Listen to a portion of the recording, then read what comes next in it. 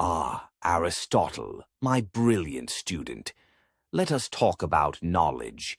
I believe the only way to truly understand the world is by grasping the forms, perfect, unchanging ideas that exist beyond this messy physical world we live in.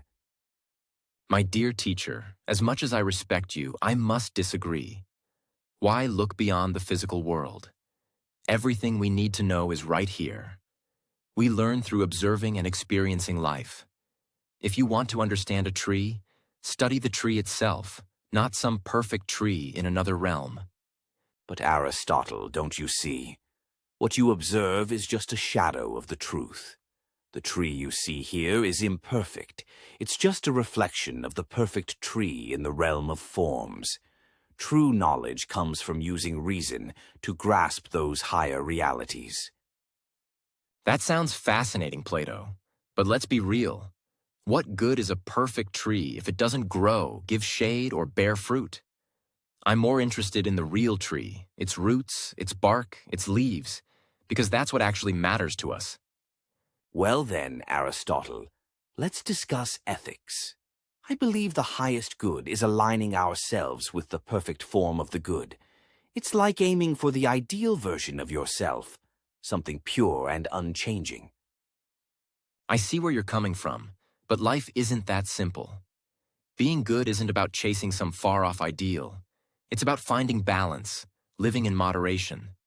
For example, courage isn't being reckless, but it's not being a coward either. It's about finding the middle ground, the golden mean. So you believe ethics is situational, based on what's practical? Exactly.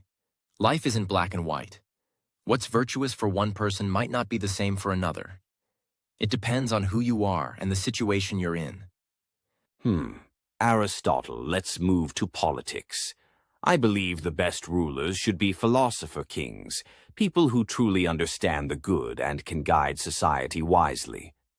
Philosopher kings? Sounds a bit idealistic, don't you think? I think the best government is a mix, a balance between monarchy, aristocracy, and democracy. And honestly, I think the middle class should play a big role. They keep society stable.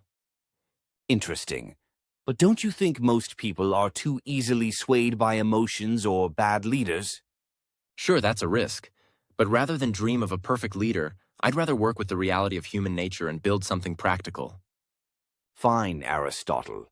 One last point. What about the soul? I say the soul is eternal, separate from the body, and it existed before we were born. I think you've been staring at the stars too long, Plato. The soul isn't some separate thing floating around. It's what makes us alive. It's the form of the body. Without the body, the soul can't exist. You always bring everything back to the physical world, don't you? And you always take us to another realm. But that's what I love about our debates, Plato. Your ideas make me think deeper about the world, even if I don't always agree. And yours remind me to stay grounded. Perhaps we balance each other out, my dear Aristotle. Perhaps we do, Plato. Now let's go find some students to confuse with all this talk.